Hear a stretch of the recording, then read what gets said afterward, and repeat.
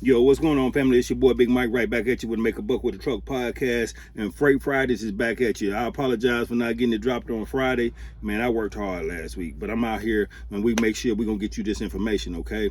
So, before we get started with Freight Fridays, just want to give you an opportunity to be able to work with us, Elite Dispatching Services, where we dispatch truck drivers, and you'll be able to get in and work with the company and learn the process all at the same time. But like I told you, as an independent contractor, you can make pretty good money. So I want to be able to give you, I'm still going to give you this information so you'll be able to do this too. Okay. So here we go. All right. So Freight Fridays is about you having an opportunity to learn all this information that you need to be able to become an independent contractor. I gave you the information about the supply chain, tell you what freight dispatching was all about. So now we're going to talk about your dispatcher carrier agreement.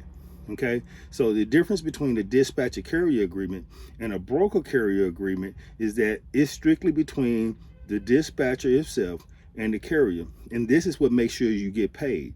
All right, so you want to go online, you can search it, and if you want it from me, you know what I'm saying, I'll be able to get it to you. All you have to DM me, and I'll be able to get you the freight dispatcher carrier agreement, one that all you have to do is plug and play.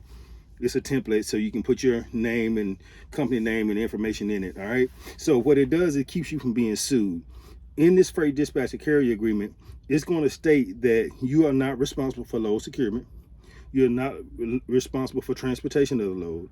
The only thing you're responsible for is getting the load from the broker, getting the information to the carrier. Okay. This negates you from all responsibility. But I teach my students, in order to protect yourself, if you're an independent contractor, go ahead and get you an LLC. In the state of Mississippi, state of Arkansas, like in Arkansas, I think it's $45. Mississippi is $50. In Tennessee, it's like $300. Okay, so it's going to vary. Depend on where you live. I think Kentucky is a little cheaper too. So it's going to, and in Georgia, I know for sure it's free.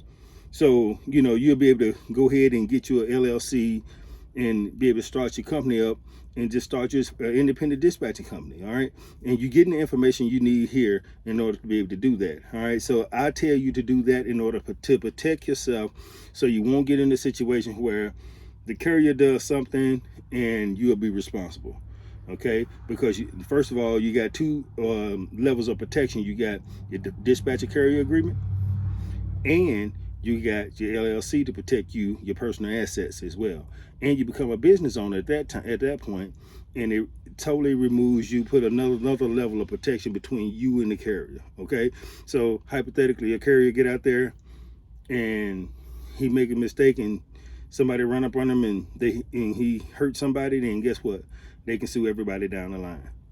Not that they will, but they can. Okay, they can sue you, the carrier, the broker. They can sue everybody down the line. Okay, so let's just make sure that we're protecting ourselves, protecting our assets, and doing things the right way, and doing business like business is supposed to be done. I'm saying I also have a business course that you can join too, and you can DM me for information on that as well. So where I teach you everything about business. But with this dispatcher carrier agreement, you're going to have a statement in there that states that you are not responsible for the load securement nor the transportation of the load. Okay, make sure you have that statement in your dispatcher carrier agreement. You can find it online. You can Google it. Now you might have to go in and sit down and type it all the way out, or use a PDF filler or something like that to be able to transfer your information into this dispatcher carrier agreement. Or like I said, you can get with me about a template, and I'll make sure that you get a copy of the template. Okay, my email is going to be in the look at my bio, and the email is in the bio. Okay, so that's one of the main things you do before you secure your carrier. When you go talk to your carrier, if you just say you go to the truck stop and you start talking to carriers, you want to have that dispatcher carrier agreement on hand.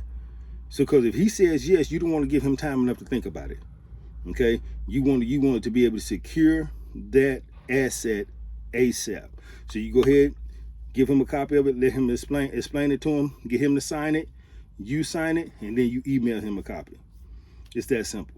All right, and that's going to protect you, going to protect your assets, and it's going to lock him into a contract with you.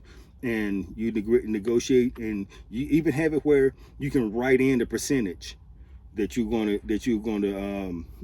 be able to do business with him as. So if you say you're going to do it at 10%, you write in your 10%, you initial it, have him initial it, and then you go ahead and you sign the agreement. That means that he knows he has to pay you 10% for each load. And notice that you get paid off of the gross, not off the net.